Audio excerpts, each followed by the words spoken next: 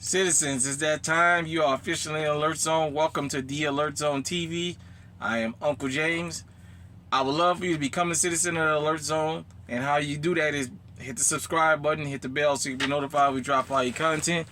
Get a video a like, share, a comment, all that good stuff. Become an active member of the 2A community and get legally armed. Get your permits, get your firearms, go out there and practice those arms, learn those arms. Become legally armed. So, I wanted to get into something and talk about something that need to be addressed.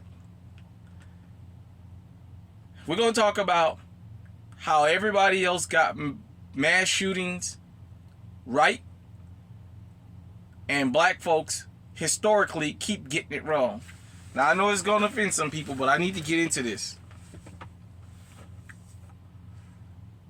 A guy drives from Dallas, Texas to El Paso, Texas to a particular Walmart that he scouted out and he scoped for the purposes of killing as many people as he could with an AK-47. He was hunting Latinos. Let's just say what it is. I'm not going to sugarcoat it. In response, the Latino community across the country got armed. They said this won't happen again. We're going to go out and do our best to prevent this. A guy in Sutherland, Texas goes in a church during worship, kills 26 people, I believe it is. An legally armed citizen across the street sees him, chases him down, puts him out of his misery and rids the world of a no-good motherfucker. In response to that, in the state of Texas, the church parishioners made sure to get it passed into law, and they started practicing the Second Amendment in church right away because they knew if one person did it, it was only going to be a matter of time before somebody else tried. The next person tried that a couple months later. He got one person, but the congregation put him down. Period, point blank. Now it comes to black people. Dylan Roof goes into a church in South Carolina, does Bible study for 45 minutes with a group of black people, waits till they bow their heads, pulls out his Glock, and opens fire. He killed 9 people. One of the women who was there during the ordeal says she asked him to stop shooting, and he said he couldn't. He got arrested by the police. They took him to Burger King and got him something to eat because he wanted Burger King. They took him and interrogated him. He told them the whole thing, how he had it planned out. He told them how he wanted to shoot some black drug dealers, but he was afraid they was going to be armed and shoot back, so he went into the church. I know y'all don't want to hear this because it's a racial thing, but it needs to be talked about because I'm going somewhere with this. Black people's response to that was to go to Dylan Roof's arraignment and tell him about the love of Jesus and how the Lord sent him to that church and how they wouldn't do nothing different. They still feel good about worshiping with him, even though he went in there and committed an evil act. What gave him the balls to do that? I'll tell you what. For over 100 and something years, everybody knows black churches have been bombed. Black churches have been shot up. Everybody knows since the 501c3, the black church has become the worst entity in the community. And what I mean by that is the preacher's not preaching for us to be safe. He's preaching for us to be docile. They tell you about Jesus didn't have a gun in the Bible.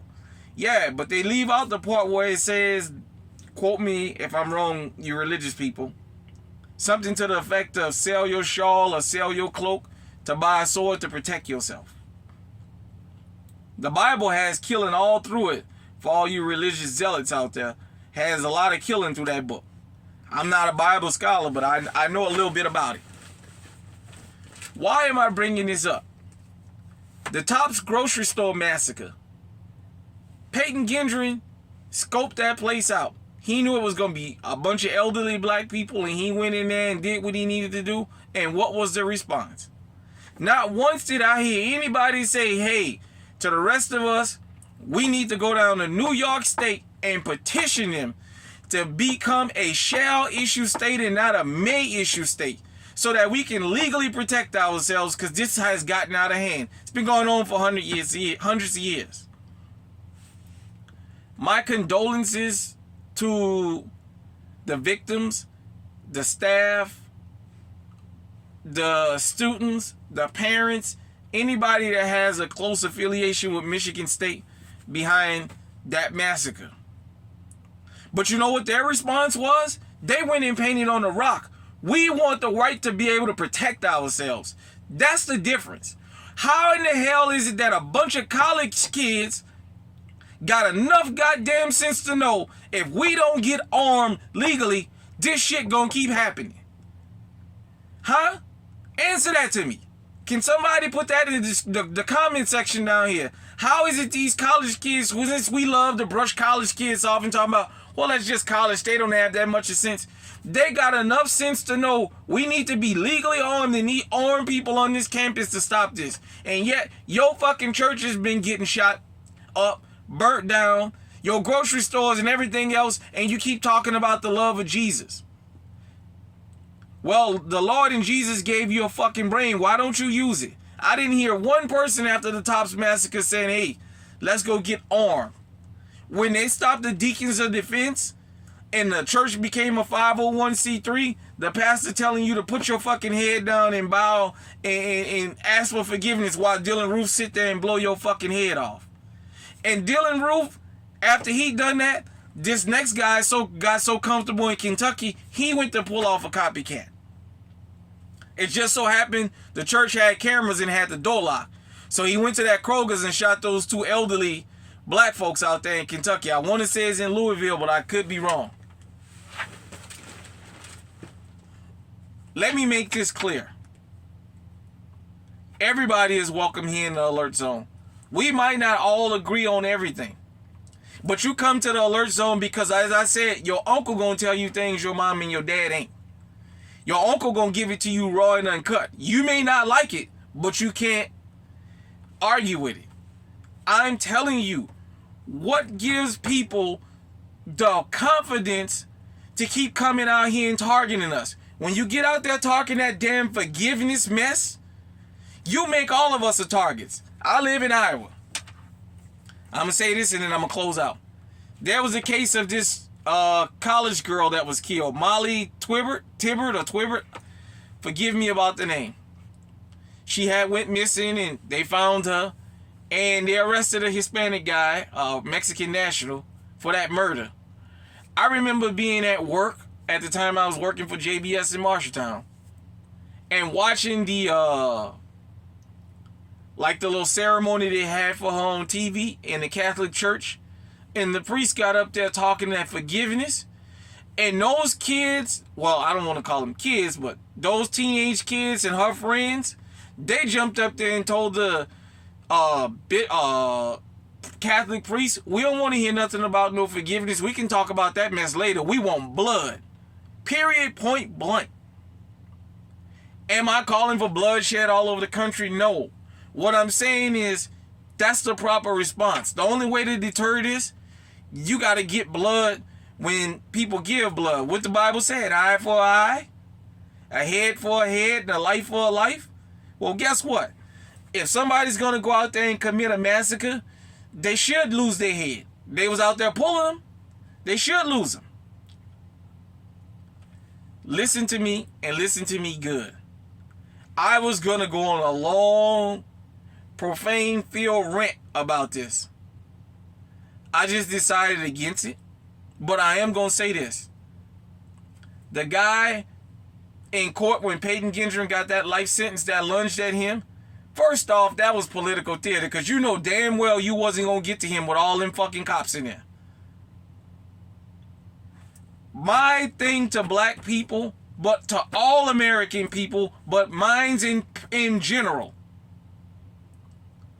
Why we always got to wait until something happened to react? Why we can't be proactive like everybody else? Say what you want. When we go into white folks' neighborhoods and they haven't seen us around there, they grab guns, they peek out the window, and some of them even come up to you and want to know what you're doing around there. They're being proactive. Now, I know some people not going to agree with me saying that, but follow me. When you go into a Latino neighborhood, when you go to Chinatown, when you go to Little Italy, wherever, if you're an outsider, somebody's looking at you legally armed, and them boys, and they want to know what are you up to. It's the same thing like the gangbangers or the street dudes in the black community. When they see an outsider, hey man, where you from? What you doing around here? They're being proactive. For whatever you think about what I just said, they're being proactive. The law-abiding black citizens, especially that church-going crowd, I just gotta say it. You guys are always reactive. And your reaction is always, let's hold hands and sing hymns. You're making targets out of all of us. Let me tell you something. If you are over the age of 18 in this country, and you're not a felon, and you can pass a federal background check, go get legally armed out there. Those Michigan State College kids got it right. You understand what I'm saying? They said, to hell with that, we got to be armed. Down there in Florida, and I'll address the governor another time. Down there in Florida, that Nicholas Cruz deal, they didn't pass that law, and the sheriff down there said, hey, if we would have had armed people on the campus, that bloodshed could have stopped quick. Down there in Uvalde, same thing.